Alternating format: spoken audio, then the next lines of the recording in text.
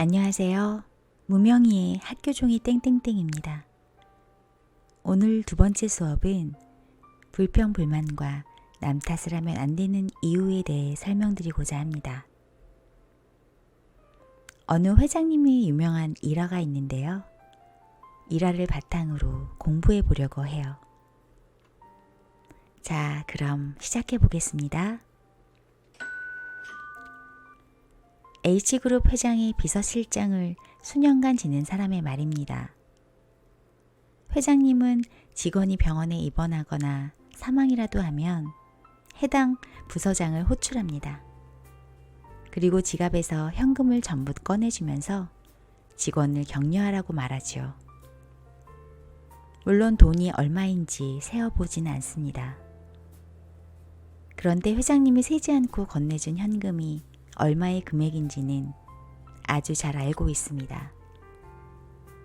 회장님이 직원 격려 등으로 수표를 사용하면 비서실에서 다시 정해진 금액을 보충해 드리기 때문입니다. 그런데 회장님에게서 현금을 세지 않고 받은 부서장들의 행동은 모두 다르다는 것입니다. 다수의 부서장은 비서실장에게 어제 회장님이 주신 돈으로 가족을 격려하고 장례까지 잘 마쳤습니다. 라고 보고하는 것으로 끝이었습니다. 그런데 일부 부서장의 보고는 좀 다르다는 것입니다. 어제 회장님이 450만 원을 주셨는데 병원비에 300만 원, 장례비에 95만 원을 지원하고 55만 원이 남았습니다. 라고 하며 영수증과 함께 남은 돈을 반납했다고 합니다. 비서실장은 전달받은 그대로 회장님께 보고드리며 그때 회장님은 그 친구 참 철저하구만 하고 웃고 지나갑니다. 하지만 이 순간이 그가 장차 임원 승진 후보자로서의 1차 관문을 통과한 것이었습니다.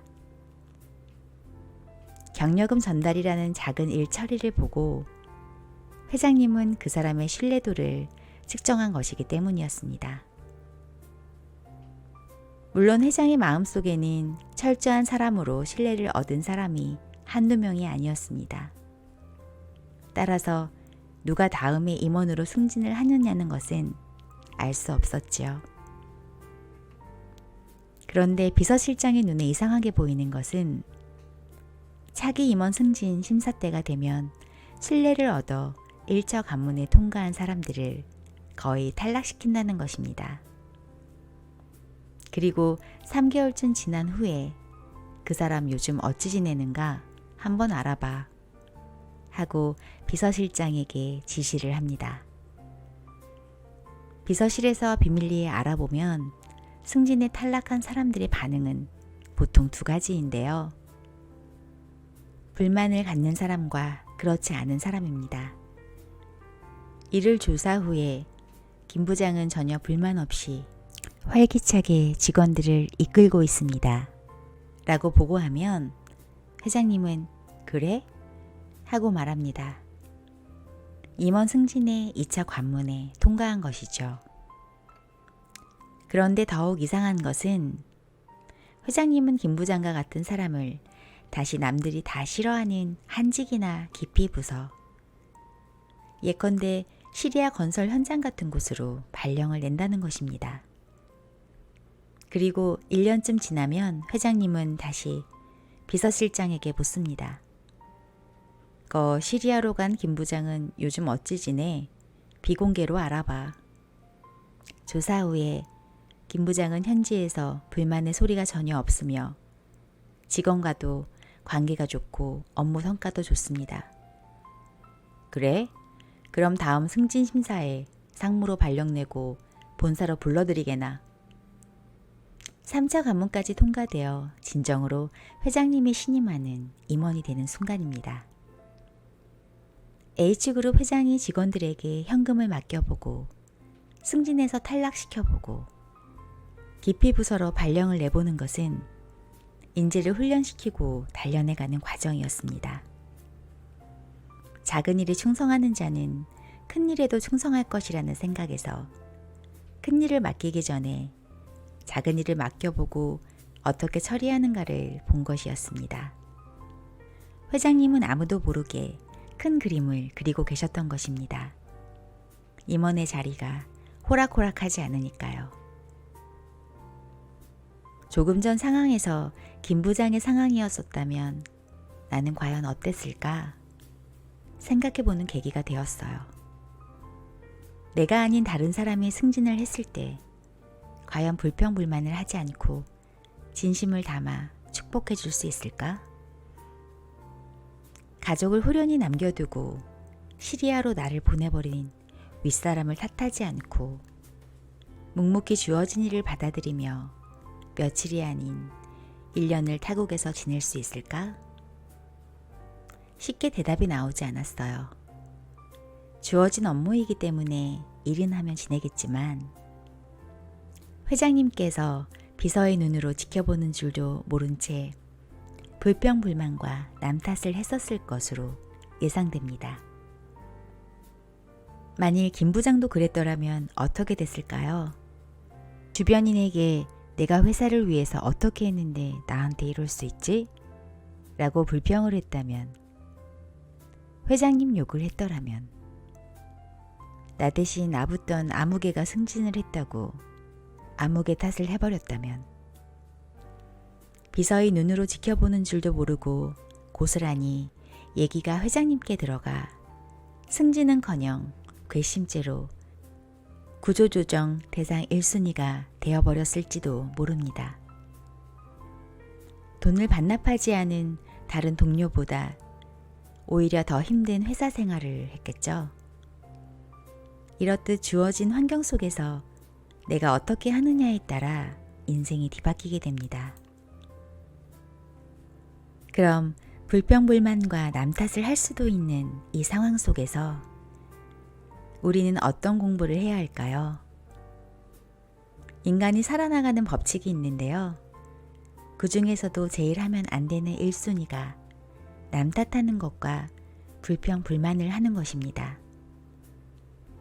남 탓과 불평불만을 하는 순간부터 우리의 삶은 한 칸씩 한 칸씩 어려워지게 됩니다.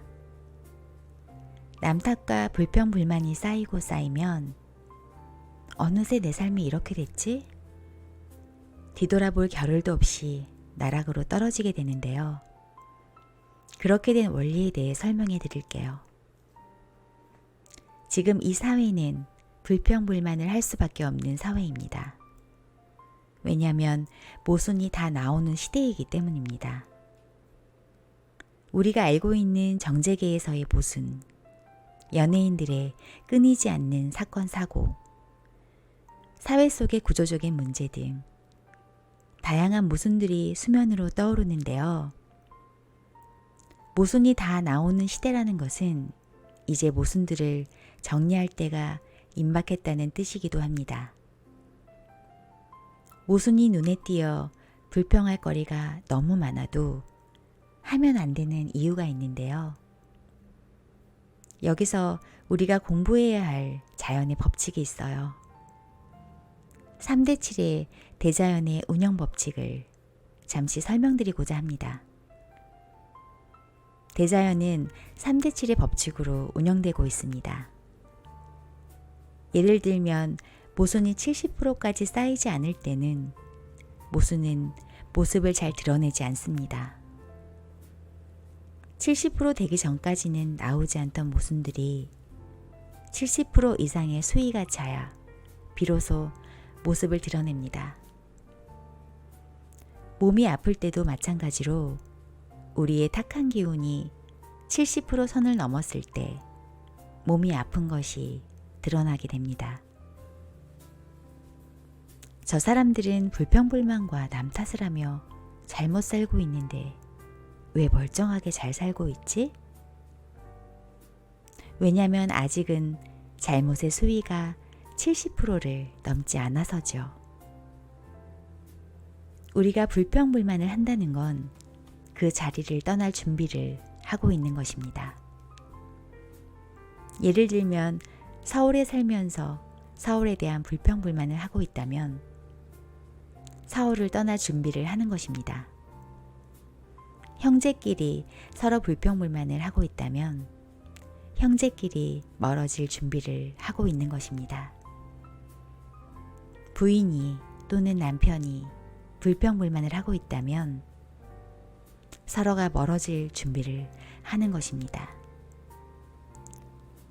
내가 전쟁통에서 태어났다면 불평불만 말고 그 자리에서부터 시작하라고 그렇게 태어난 것입니다. 부잣집에서 태어나지 못하고 가난한 집에서 태어났음을 불평하지 말고 왜 이 자리에서 태어났을까? 이것을 공부해야 합니다. 회사를 다니면서 자꾸 회사를 불평하고 있다면 회사를 어렵게 만들고 있는 것입니다. 불평을 해서 어렵게 만들어 회사가 잘못돼 가고 있는데 내가 잘 된다? 이런 법칙은 없습니다. 직장에서 어떤 일을 할 때 내 앞에 환경이 다가오고 이 환경을 어떻게 흡수하느냐가 내 공부입니다. 공부하는 사람은 불평불만을 하는 것이 아니고 주는 환경을 어떻게 흡수하느냐지 불평을 했다면 공부가 도중에 중단되는 것입니다. 즉, 자연이 나한테 정보를 주는 것을 공부하지 않겠다는 반항의 의사표시로 받아들이죠. 내 남편 또는 부인에게 불평을 하고 있으신가요? 나의 불평불만으로 상대를 어려워지게 만들었다면 내가 잘 사는 법칙 또한 없습니다. 불평을 하면서 그 자리에 있을 거라면 차라리 떠나십시오. 왜냐하면 불평불만을 하면서 그 자리에 있다면 나로 인해 상대를 어렵게 만드는 것이기 때문입니다. 불만거리들이 보이고 들리면 그냥 끌어안고 가세요. 어차피 보았고 어차피 들으신 거라면 그냥 가지고 가세요. 이것들이 내 안에 쌓여서 훗날 나의 재료들이 됩니다. 이것이 모여서 어느 시점에 물리가 터져 어떤 일에 있어서도 해결할 수 있는 능력을 얻게 됩니다.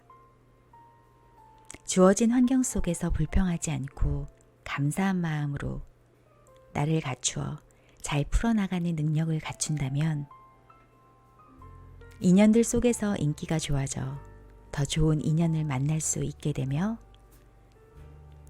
그 인연들의 도움으로 어려움을 희망으로 바꿀 수 있는 좋은 환경이 주어지게 되고 갖춘 만큼 탁월한 해결 능력을 갖게 되어 사회를 위해 더 큰 일을 하면서 존경받는 빛나는 삶을 살 수가 있게 됩니다.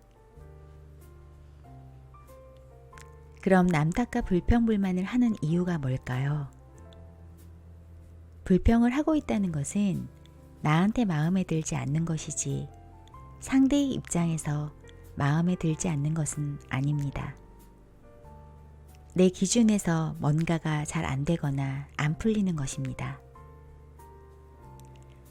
세상의 모든 일들은 나한테 필요해서 오는 것이고 지금 접해야 되기 때문에 지금 오는 것인데 내 자신을 바르게 안 갖춰 놓으면 실력이 없어서 처리가 안 되는 것이고 사람들을 대할 때도 바르게 대하지 못하니 내가 하는 일들이 잘 안 돼서 불평불만을 하는 것입니다.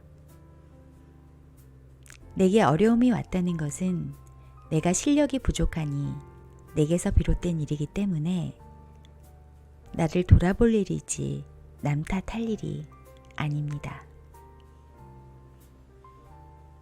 불평과 남 탓이라는 과제를 주신 대자연의 깊은 뜻은 무엇일까요?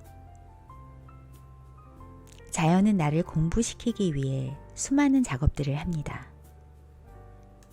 역경을 딛고 존경받는 삶으로 라는 영화를 제작한다고 가정해 봅시다. 주인공인 내가 있어야 하고 거울처럼 나의 모순을 투영시켜줄 조연과 엑스트라의 노력이 필요하겠죠. 상황을 만들어주기 위해선 대형 세트장이 필요하고 한 컷만으로는 모순을 표현할 수 없으니 여러 씬을 촬영해서 2시간가량의 분량을 만들어야겠죠. 작업 시간 또한 몇 달에서 혹은 몇 년이 걸리기도 합니다. 이때 촬영 감독과 음악 감독, 분장팀 등등 눈에 보이진 않지만 그들이 노고도 있을 것으로 예상되죠. 마찬가지로 우리의 인생 또한 같습니다. 주인공의 모순 찾는 여정을 위해 나를 일깨워줄 내 앞에 직접적인 인연들인 조연과 엑스트라. 눈에 보이진 않지만 큰 그림을 기획하며 이끌어줄 촬영, 음악, 조명 감독들과 같은 대자연 속에 보이지 않는 신들의 작업.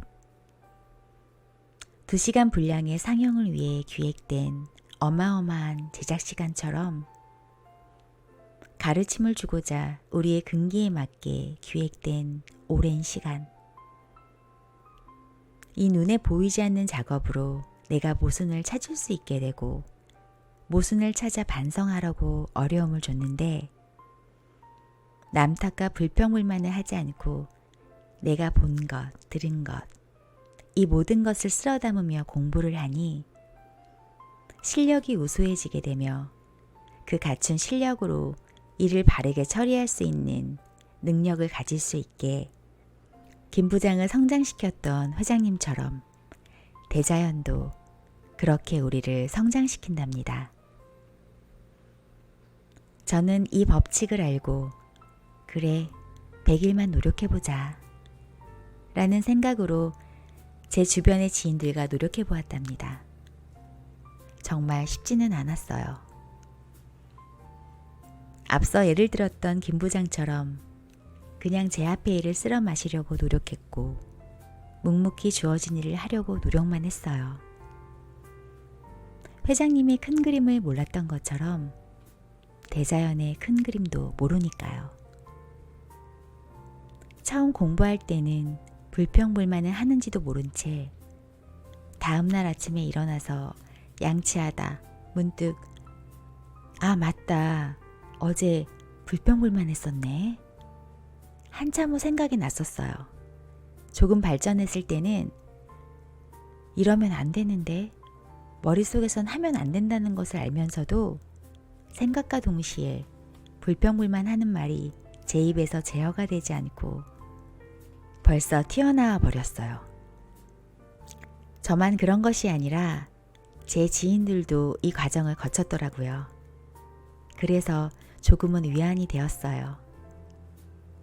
그렇게 처음엔 100일을 하겠노라고 약속했는데 지금까지도 진행형이랍니다. 저와 친한 제 지인들이 100일 공부, 꾸준히 공부할 수 있었던 계기가 있었어요. 100일 동안 노력하는 과정 속에서 다들 여러 좋은 일들이 생겼는데요. 그 중에서 대표적인 케이스 한 가지씩만 말씀드리자면 한 친구는 금전적으로 많이 힘들어 했는데요. 단순히 경기가 안 좋아 손님이 없는 줄로만 알았었는데 갑자기 손님들이 많아지기 시작했어요. 또 한 친구는 구설수가 끊이지 않을 정도로 항상 힘들어 했었는데 이제는 동료들 속에서 인기까지 얻게 되어 그런 상황이 적응이 잘 안 된대요. 손님 중 한 분은 남편에게 상처를 많이 받아서 힘들어 하셨는데 본인 잘못인 걸 깨닫는 순간 그 즉시 갑자기 남편이 달라졌다고 요새는 하루하루가 지긋지긋하지 않고 너무 즐겁다고 하셨어요. 저는요, 운동도 열심히 한 제가 원인 없이 갑자기 못 걷게 되었던 두 다리가 이제는 자연스러워져 무리 없이 걸을 수 있게 되었답니다. 상대가 아닌 나에게 모순이 있다는 걸 깨달았고 나를 깨닫게 해준 내 앞의 인연을 더 이상 미워하지 않고 감사하게 여긴 그 순간 공부를 잘 하고 있으니 자연은 코앞에 다가왔던 어려움을 잠시 보류해 주신 거죠. 같이 공부하는 친구를 만나게 되면 공부하면서 있었던 신기한 일들을 서로 얘기하느라 밤새도록 눈이 토끼눈이 된답니다. 여러분도 이 즐거움을 함께 하셨으면 합니다. 끝으로 공부할 때 주의할 점이 있는데요. 내가 지금 힘드니까 힘들어서 상황이 좋아지려고 공부하는 것이 아니라 바라는 마음 없이 티 없이 맑게 공부를 하셔야 합니다. 저도 가끔 계산적인 마음이 생길 때가 있는데요. 그렇지 않으려고 노력했고 지금도 계속해서 노력 중이랍니다. 공부는 즐겁게 해야 하니까 바뀌려고 너무 애쓰지 않으셔도 됩니다. 안 됐는데 억지로 바꾸려다 보면 스트레스 받아 오히려 기운이 탁해져서 안 좋은 상황을 불러들이거든요. 그냥 노력만 하면 됩니다. 노력하다 보면 자연스레 나도 모르게 바뀌어 있으니까요. 오늘 수업은 여기까지입니다. 감사합니다.